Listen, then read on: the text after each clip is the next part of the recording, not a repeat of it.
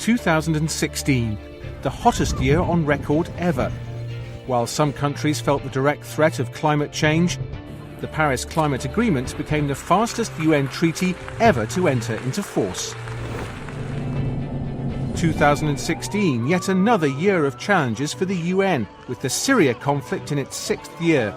A polarised Security Council and other protracted conflicts. The UN tried to ease the plight of refugees and the ones left behind. Refugees, the defining crisis of the year. More than 65 million people were on the move, 5 million more than last year. Most of them fled war and terror. Other refugees fled from economic struggle or climate change.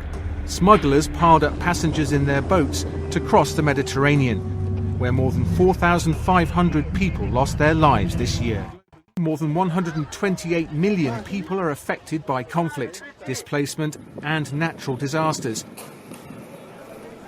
The first ever humanitarian summit in Istanbul focused on chronic vulnerabilities, urging a shift from delivering aid to ending need.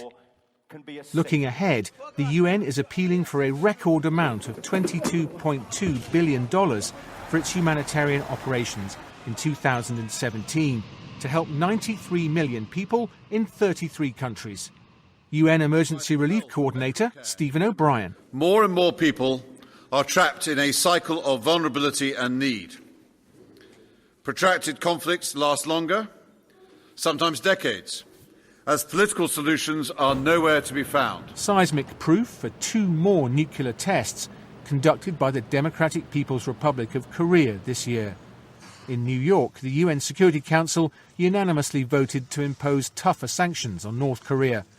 US Ambassador Samantha Power. The door remains open for the DPRK to choose a different path, to choose the path of negotiations toward complete, verifiable and irreversible denuclearization. In Myanmar, the army has been accused of large-scale violence against members of the Muslim Rohingya minority. With a humanitarian crisis looming, 20,000 people fled to neighbouring Bangladesh. The UN Special Rapporteur on Human Rights in Myanmar, Yang Hee Lee. There are more than 1 million Rohingya Muslims in Myanmar, deprived of some of their most fundamental rights. This is 1 million too many. New devastation in Haiti. Hurricane Matthew killed 600 people and left parts of the country in ruins once again. Cholera spread rapidly when raw sewage spilled into the floodwaters as the UN rushed in aid teams. In a watershed moment this December, Ban Ki-moon apologised for the UN's role in not stemming the cholera epidemic of 2010. On behalf of the United Nations, I want to say very clearly, we apologize to the Haitian people. We simply did not do enough with regard to the cholera outbreak and its spread in Haiti. In a year of record heat, member states propelled the Paris Climate Change Agreement into force at record speed. 175 countries signed to keep the global temperature rise below 2 degrees Celsius, and almost 100 countries, accounting for 70% of global greenhouse gas emissions, ratified the agreement by November. This summer, the Sustainable Development Goals and their furry panda ambassadors, Chi-Chi and Dian-Dian, turned 1 year old. Chi-Chi, Dian-Dian in Chinese means beginning moment on the journey to end poverty and hunger by 2030. Fellow SDG ambassador, Forrest Whitaker.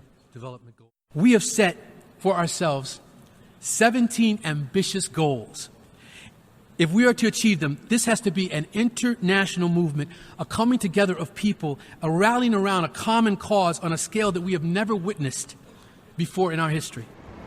A World Bank study found that because of a combination of economic growth and good social policies, over 70 million people have been lifted out of poverty since 2000. As the UN mourned a former Secretary-General, Boutros Boutros-Ghali, and Ban Ki-moon reached his 10th and final year in what some call the most impossible job in the world, member states chose the next Secretary-General. in the most transparent selection process ever.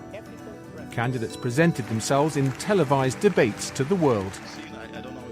A moment of unity in the Security Council.